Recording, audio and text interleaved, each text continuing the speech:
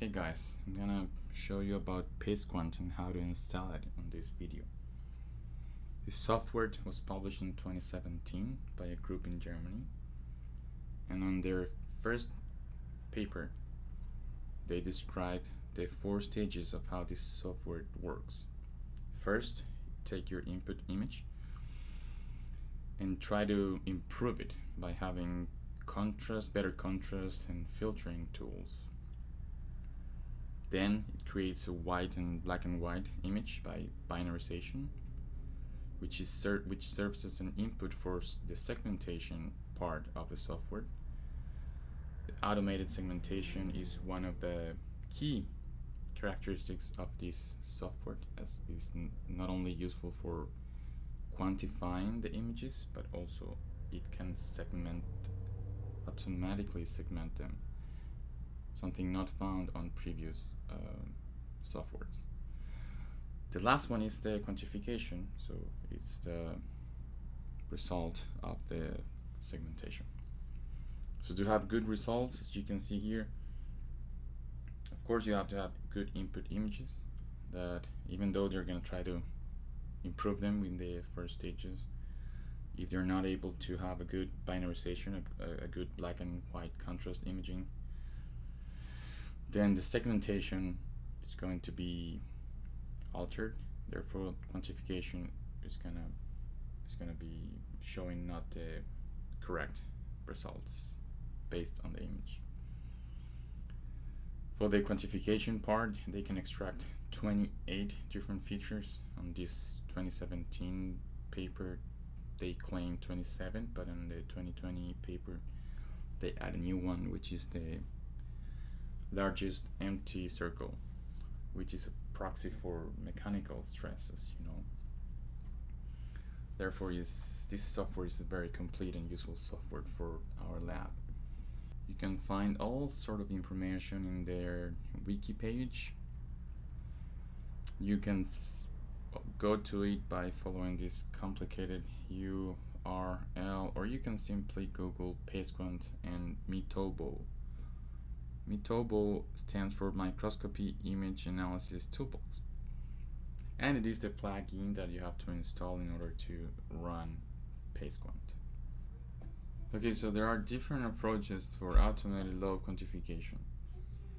First one was skeleton based. I don't know the details of the principle behind this algorithm, but as you can see, you're drawing a skeleton in the inside of the cell based on the features of the cell surface.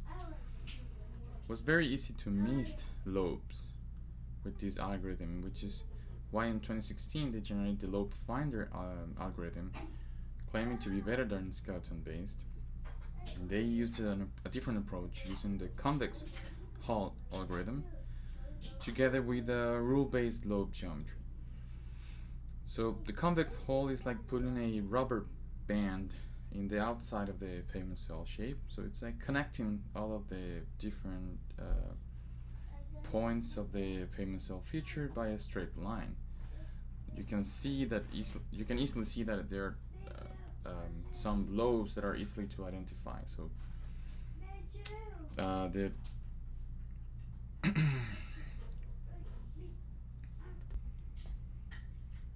different approaches have been used for automated lobe quantification. Starting with the skeleton base, just drawing a skeleton inside of the cell based on the features of the cell surface. It was easy to miss lobes though with that sort of algorithm, which is what they claim in 2016 when they present the algorithm Lobe Finder. They change the way they quantify lobes by using convex hull algorithm. Convex hull is like putting a rubber band outside of the pavement cell and generating a lot of certain numbers of concavities, which are representative of the lobe numbers. They did have to solve though those minor concavities that are not representing any lobes, and they did that by using a rule-based merging of those tiny points here. For instance, minor concavities that when they are below or above certain thresholds, in which they count as rule-based lobe geometry, they were merged together into only one point, and that way they were more accurate in the identification of the lobe points. This software lobe finder did not have automated segmentation of the input image. PaceQuant, with automated segmentation, quantifies the lobes a little bit different.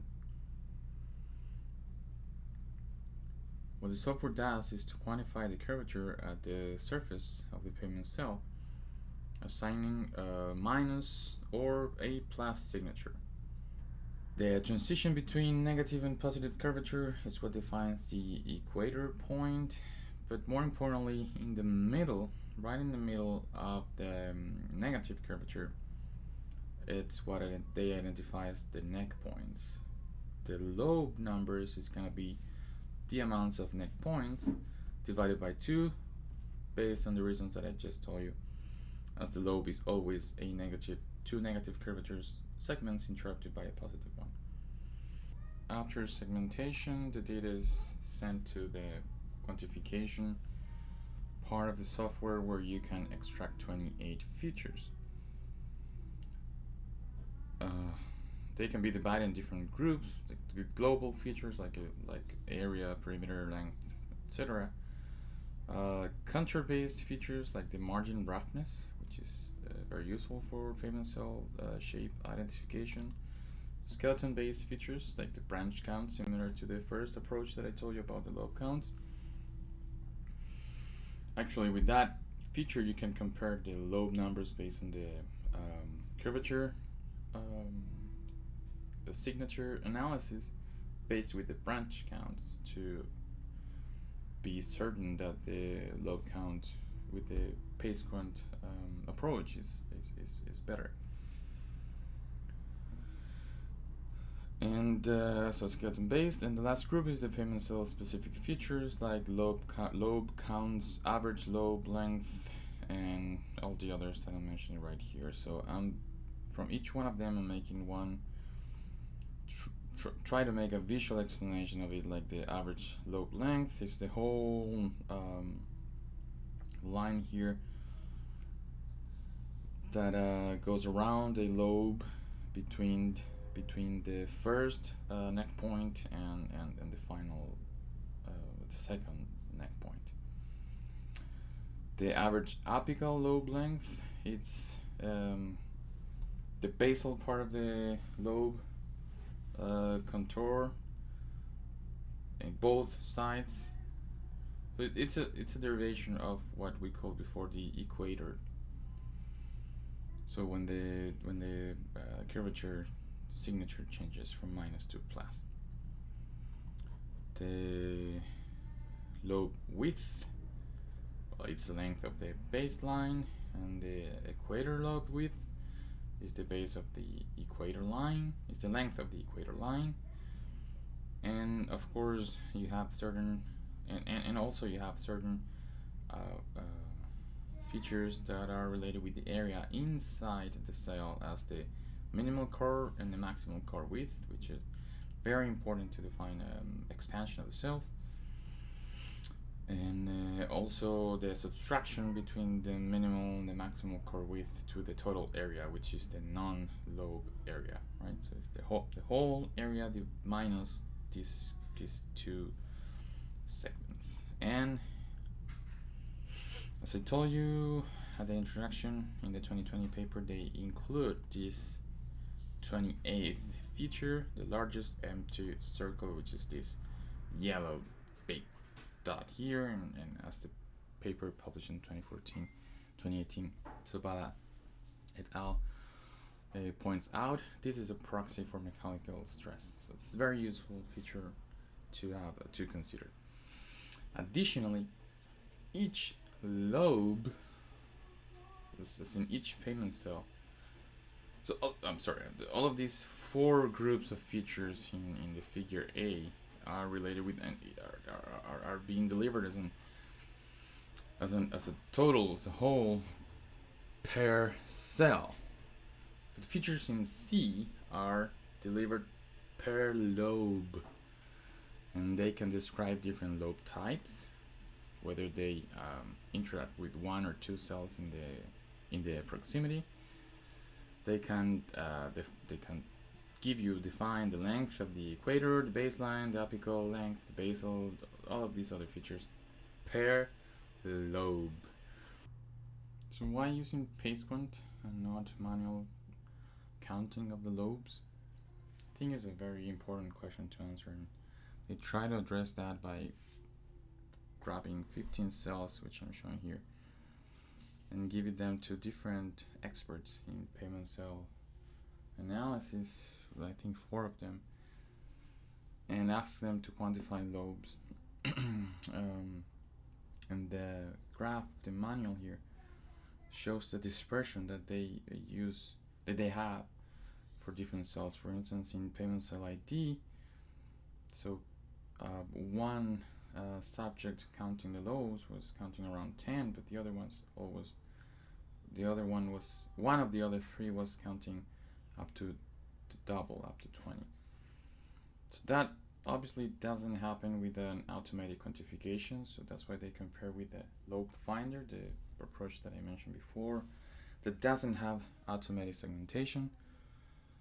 And also with PaceQuant, you can see that the PaceQuant line, the yellow line, it's in the closer to the top of the manual quantification,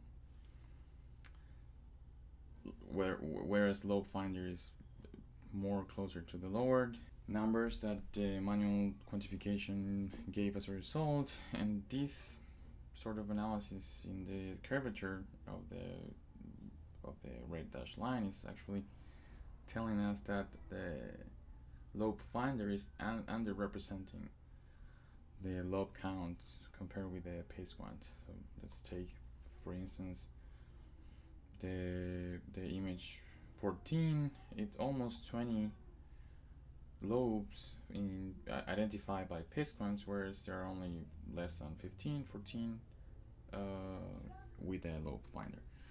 And that's the sort of underrepresentation that happens to a lot of the cells in this area of the dispersion graph.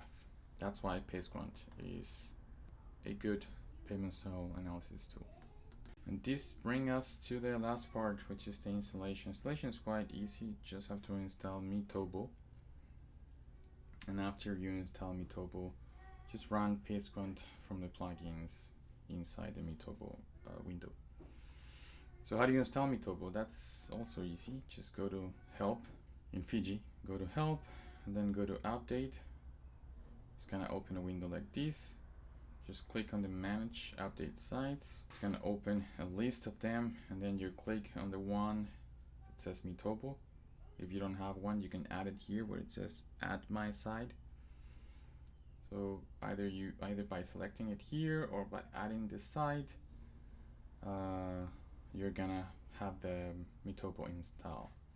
And then for running the software, just go to Plugin, scroll down until Mitobo, and then click on PaceQuant.